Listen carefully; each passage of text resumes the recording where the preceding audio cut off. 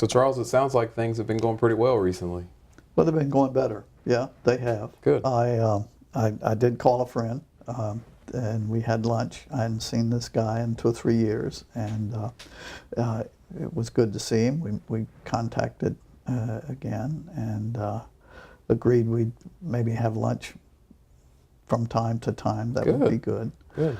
And I got back in the kitchen. I made this pretty good soup. It's an asparagus potato soup. That sounds great. It's really good. You chop up the asparagus and the potatoes and one small onion and boil them, and then use a blender to give it a real nice texture. Texture a little bit like split pea soup. That sounds good. Without the split peas. So I'm feeling some better. I think. Good. That's Yeah. good, Charles. I'm proud of you for taking the initiative, because I know it's been difficult in the past, and you've really championed the things we've talked about, and I'm really proud of you for that. One thing you did mention was the woodworking shop that we've talked about in the past. How's that been? Well, that's still a mess. Okay. In fact, it's a big mess. It's such a mess that I really can't get in there and do any work. I haven't done that for some time. Okay. Every surface, I've got 2 workbenches and a bandsaw, and every surface has got tools and scraps of wood and plans, paper plans or instructions, that sort of thing. And so I did not get into the... Okay, well, as we've talked about in the past, it's really difficult to get started on some things that we've avoided for quite some time. So, like in the past, let's brainstorm, try to figure out how we can get some movement in the woodworking shops. Does that sound good? Sure. Okay. So one thing we've discussed in the past, Charles, is extremely important, is what you're thinking about as you're going into the woodworking shop. So what are your thoughts when you are viewing or looking at the woodworking shop? What are you thinking about? Well, when I stand there, I feel helpless. I mean, it's hopeless, it seems to me, that just to get it back in shape again. Okay, so let's explore that. So what's the evidence that it's hopeless to do some work in the woodworking shop? Well, just the mess that it is. I mean, how disorganized, and sometimes if I need a tool to do something else in the house, I can't find the tool because I know it's in there. I just don't know where it is. Okay. Screwdriver, for example. It takes longer to find it than it's worth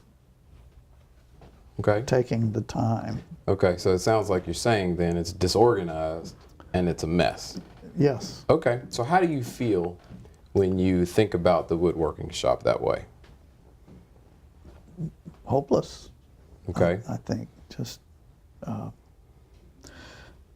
give up on it. Okay. So it prevents you from actually getting things done, is what you're saying? Yes. Okay, which makes sense, because if I thought about it that way too, Charles, it would be hard for me to initiate any kind of action, because if I view it as overwhelming, then I'm probably not going to do anything, which makes sense. So what do you think is an alternative way to view the woodworking shop that would actually be helpful? What's another way?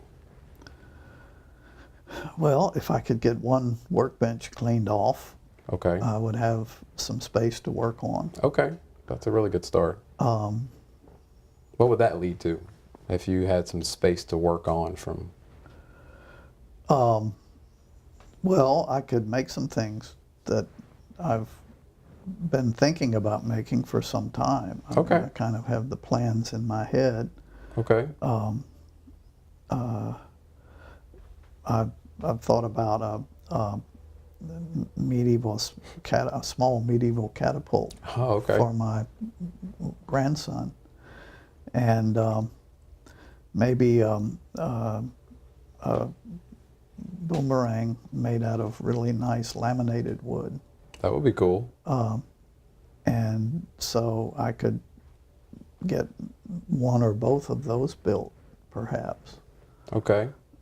And what would that lead to if you got those things built? Would you have to do anything with those things? Well, or- if I built those, I would have to get in the car and drive 4 hours to Okay.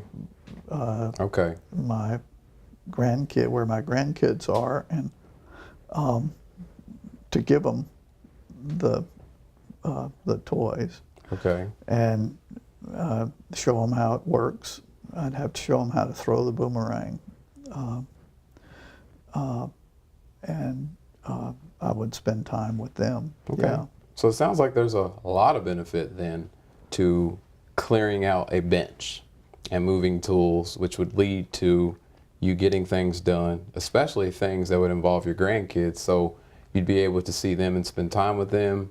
You'd feel better about going to do that, but you'd also feel better about the woodworking shop in general. Is that basically what you're saying? I would. Yeah. Okay. Sure. But as we've talked about in the past, Charles, I know that it still takes steps to get there, right? That wouldn't change overnight. Yeah. So I think one useful strategy is for you and I to work on a step-by-step plan that would get us to the place of you being able to drive 4 hours to see your grandkids. So how about we talk Okay. about the first step, which sounds like would be to just move things off one bench. Does that sound right? Yeah. I'd have to start by moving one thing off of that bench, Okay. which means I'd have to have a place for it to go. Okay. And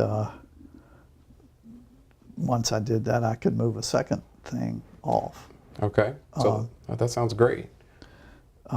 Though sometimes when I think about moving one thing off and it has to have a place to go, I feel like maybe I should build something to give it a place to go, and that's another problem. The paper is no problem. I've got a shelf with some woodworking books on it, and I could put the plans and the instructions on the shelf.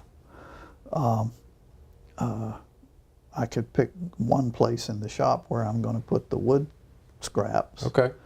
So let's talk about that then. Let's sketch out what each day would look like so that we won't feel overwhelmed like we did in the past. So let's talk about each day and how we would sketch out each day. Does that sound good?